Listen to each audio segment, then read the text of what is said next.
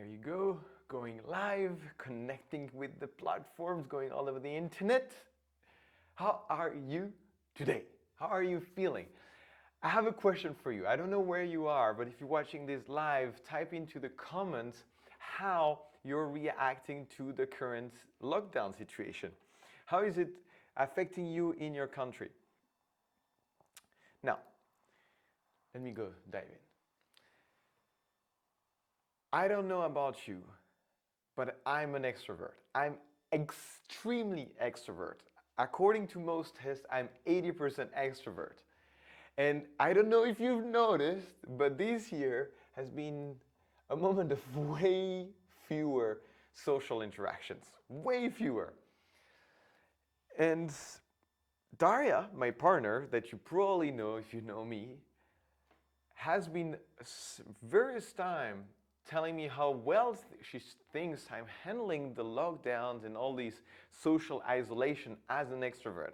Actually, I'll give you a secret. She thought she was an introvert until lockdown happened. So maybe even if you thought you were an introvert, you realize that you're a human. It's not a question of introvert or extrovert. We need this social interaction. We're by design, biologically programmed to be a social animal. So are we going to all suffer until the authorities allow us to connect? Well, I don't think so. First of all, of course, every time I had an opportunity when the restrictions were lower, when the cases were lower, I was seizing this opportunity to connect with people. But even now, like I'm in Portugal and the restrictions are getting heavy. We're number one in the world in terms of COVID cases. And I don't want to go into that, but my point is the restrictions are pretty bad, and I'm probably not going to see a single human being apart when I go grocery shopping for maybe a month. And which was like, kind of reminds me of how it was in March last year. I don't know if you remember, but I'm pretty sure you remember. And what happened then is as everybody, I was taken by surprise and I didn't know how to create new routines because all the things I had planned fell apart and I had to reinvent myself. Now, I want to say, I feel like I have an unfair advantage because I've done this already, so you can't lock me down. I have rehearsed it and I have created new routines, but I want to explain to you the things that I think are vital to handle it very well, especially if, like me, you are a freaking extrovert and you're craving so much social interaction. And I want to give you one thing that has nothing to do first with social interaction. One of the very first things I've done, and I'm doing it again now, is because I will spend more time in my home, I focus on improving the quality of my life inside my home. And the thing is, I am a nomad. I don't define myself usually using this word, but I've been living in so many different countries, living out of a backpack, upgraded to a suitcase. And now since July, we're here in Portugal and we haven't moved. And I find this actually in the wise words that I hear all the time. Tony Robbins says, what if this situation was happening for me and not to me? How could this help me to go into the next level of my life? So if I look at things like that, I say, oh, okay, I've been moving around for the last 2-3 years, unstable, probably since 2016. And I find that it's a wonderful, magnificent opportunity for me to see what it feels like when I grow roots, when I'm not thinking minimal, when I'm not thinking, what is it that I can buy that can fit in a suitcase, otherwise I cannot have it. I cannot go into a relationship for too long because I'm going to go away. What if I build roots in a place? So even if I don't go fully all in with buying a house or building one, what are the tiny things I can improve to make myself feeling better? I don't know if you're a nomad and you've been traveling around, but if you're living in Airbnb, what is it that you can change that someone else decided and make it yours? And this is a key lesson here. How much can you consciously Curate your environment. This is what this is about. How can you consciously curate to leave less space for what other people decided for you?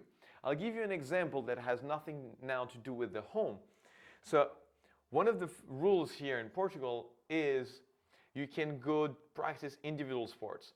I'm a big fan of team sports. That motivates me. There's game, there's a group of people, and again, I'm an extrovert. I'm social, so I love these sports. And I used to play basketball once a week, once every 2 weeks here in Portugal.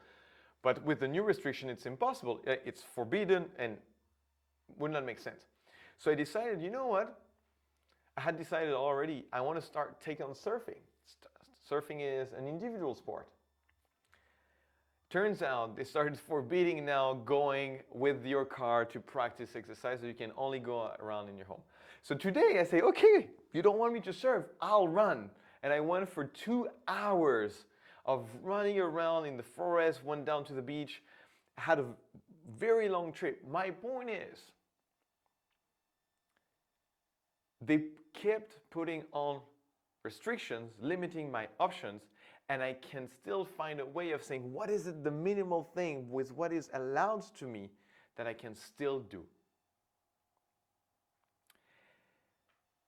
And what is it of these things I can do that would make me feel the best? What can I do that would make me feel the best? Going for a run for 2 hours under the rain. I've taken some pictures, I will share that. But it was like rainy, I have my feet soaking wet after 2 hours of rain, of running in these conditions. But I had a freaking blast. And I'm also upgrading my things in my home. As I was saying, we cannot go get a cappuccino, latte anywhere. Like even beverages are forbidden in takeaway now. So what if I buy a frother for my meal so I can have this latte at home? How can I just buy a new thing, or maybe don't buy, but just refurbish my house so that it fits more my current need? Whether it's installing a standing desk or an office at home, or creating a place to do yoga or some kind of physical activity inside your place. I don't know where you live, but I'm pretty sure there's something you can design to improve it. That's what I've been doing and focusing. It's creating my home. Now, I'm still social. I'm still an extrovert. So there's another thing that I did back in March, was to commit to my virtual relationships. That's not my nature. I get so much more fed when I'm like amidst a party, like with a lot of people, and I can connect and move and flow. Yeah, but now it's not possible. Will I wait until that's possible again? No way. No freaking way. I'm not waiting. So now what I'm doing is saying, who could I speak to? A friend I haven't spoken in a while, my family, or peers, or clients. Who can I learn from? Who can I have something from? Who can I laugh with? Who can I play with? You can even play virtual board games now. There's so many things that are available. But I want to be more specific. Again, I believe that because it's online, it's way more demanding. You just don't go out. So you're kind of more intentional. Okay, when you go to meetup in town, you might go to the meetup, spend the whole night there, hope there will be somebody you connect with and see what happens. And sometimes you have amazing encounters, but sometimes you don't. And online, it is draining to have a non-meaningful conversation, and it's harder to have a conversation with more than one person. So we tend to be more picky. Make sense? You realize that when you're going on a one conversation, it's like face to face, you cannot drift off, so you're committed to that one interaction. So you're a bit more reluctant to go on this call. So therefore, actually, if that was beauty, if that was amazing, this circumstance, and I feel it's what it is, you have to be more conscious on who you're going on a call with, what to do, what to give, and what to get. For example, what if like you need to move? Well, you can sign up for an online course, online dance lessons. You want to do yoga, or you can have people that are into the same physical ideas that you have. I'm talking about physics and the universe, or you love to talk about business and numbers or crypto. And that is what I want to say here. I feel like now, even more than ever, and even more consciously now than ever, what I feel is important is the need to find my tribe. I feel like I don't want to go on random conversation with random people. I want to be on call with people I resonate with. I'm aligned. It's bubbling. It's sparkling. And I do find these people, and it's so much more exhilarating when you get this level of interaction. So, and the beauty of that is that once you connect with these people, you don't lose them. It doesn't matter where they live. You have already established a relationship that is location independent. So you can still engage in that relationship. And because I'm still an extrovert, I still want to meet with people, I can create this relationship, even newer ones, or maintain or feed relationship I've had from the past, so that once we have the possibility to travel and be together again, I have a solid tribe around me of people I know I can be myself with. I know they will understand me. I know they will support me. They will demand more from me. That's who I want to be surrounded by. I want people who really see what I could do and ask for more when I'm not giving my best. And I'm so blessed now to have this community of clients that really do that for me. They keep on challenging me because they keep growing, and therefore they need more from me, and I need to grow myself so that I can be still in the position to serve them. But it's also true with peers and mentors and teachers of all sorts, is to create this tribe. And I know how important, and I feel like now, especially with our community of clients, I feel this. I see them interacting, how they support each other. And I wish you to find that. It's like really the people home. You have your home, which is the four walls, but then you have your tribe, which is your village. And you want to say, how much do I want from this village to be decided by other people? And I mean by other people, I don't mean government or your friends. I mean by people who don't value the same things you value. And that's okay, but maybe they can have their own village, and you create your own village, your own tribe, your own community, or you join a community where you feel like, I resonate with those values.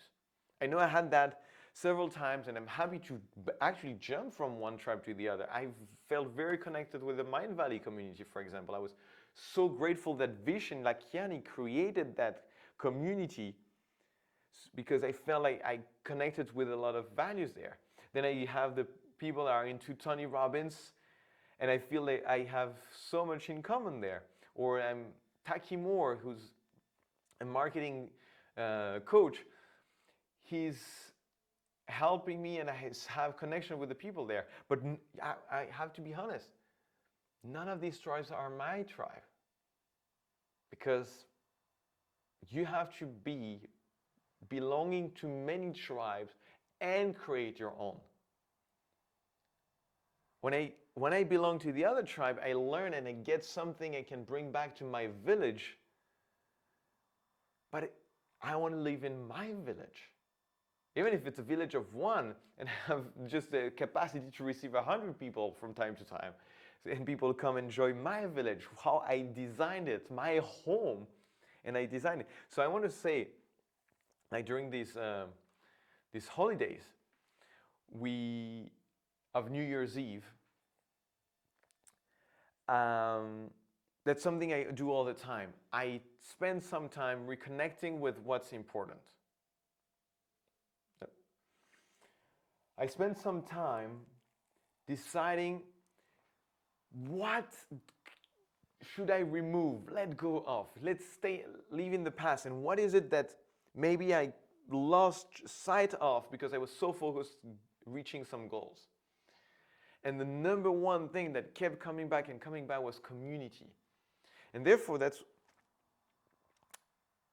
why I'm also sharing this with you today. But I feel like it invites me to say, how much can I create my community? There's a virtual world, and I'm going to grow the community there. But I also want to make sure I start establishing the foundation for a physical community. Whether it's like with Next Chapter that we facilitated in the past with Daria, which is a soul-blowing event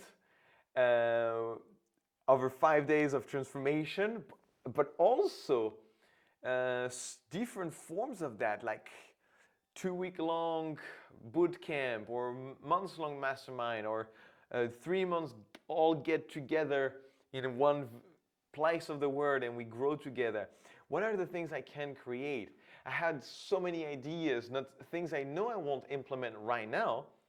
I want to create retreats in Mongolia. I want to have a kite surf business transformational mastermind.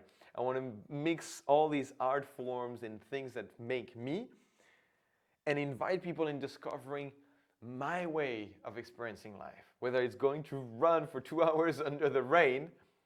Disclaimer, I didn't run the whole 2 hours, but it was overall 2 hours of walking, climbing down to the cliffs. And getting people to experience that. Getting people to experience what it is to live like I live and what I believe in. And then I go to other people's homes, tribes, to experience what they believe in, what they value. And then we all choose what suits us. But we have to experience and then design. And it's this dance. And I feel like with what's happening right now with these lockdown, how can it not be a time to be a source of your environment? How could this not be the best invitation the universe sends us to say, stop depending on the entire external environment to create your happiness. Create it from within. Be the source. Be the source. At least that's what I hear. How can I be the source of my own fulfillment? I'll go surf if I can. I'll go run if I can. I'll create these live calls if I can. I'll go on podcasts with peers. I'll enroll more people into my program. All these things that I can do where I'm the source, I gotta act upon right now. So yeah, that was my spontaneous sharing on these two core fundamental pillars I felt were important to me as an extrovert, someone who craves so much social interaction, the feedback I get, the instant, not gratification, but I have these, especially when I'm coaching, I have this instant feedback when I'm on stage, like right now I don't see you, so I don't know what resonates and what doesn't, and for me that's extremely way more demanding. But I don't want to not do this just because it's harder. So I'm doing it, and I create more of the opportunities for me to also see you, like in the live trainings I do, in my group calls with my clients. I want to create some other things, cool activations, so we can all go together into our vision or execution, finding the one thing, breaking boards, metaphorically or not, so that we grow together. This co-elevation still happens. But I want to remind you and simplify these two things. One, create your home. Whatever that means for you, whether it's changing the setup of your living room or taking care of your garden, like literally, or reassessing your business, it's your home. Your home is the life you live in. Don't let so much space for things that don't belong in your life, your home, and design. Be intentional with what you have in your life and what you don't want to have in your life. Make it like design it as a masterpiece. It's your life. You get one. Okay? So design it, be intentional. And the second part is you don't want to do this alone. You want to share this with people. So find a tribe. Find a tribe. Join a tribe. Join tribes and then create it. It's again this idea of you go try all these different tribes and then you can create yours, and you can still go to experiment other people's homes and then taking the parts that you enjoy into your home. And if you invest right now into the tribes and your connection, your family, like blood family and also friend family or business client family, my clients are part of my family. And invest into those relationships. Even now when it's online, be just more intentional, as with the home, be more intentional in these interactions. I know that's what helped me to be extremely intentional in these interactions and to go after what I feel would fuel me or where I can serve, which fuels me. And know that this is going to pass. This is going to pass. And when this is over, you'll have a solid community, a solid tribe, a solid core. Maybe not 1,000 people, but the people that do matter. Cool. This is how an extrovert right here is handling these curfews, lockdowns, restrictions, saying, I don't care. Okay, cool. Life, you want me not to fuel myself from the external world? I'll be the source of my own energy. I'll be the source of my own fire, which doesn't prevent me from studying and learning and reading and receiving, but I will be the source and the creator, not only the consumer. I will create whatever I need in my life, in my home. Again, I will create it, and that's my commitment. And this is how I handle it. And I do miss events. I do miss.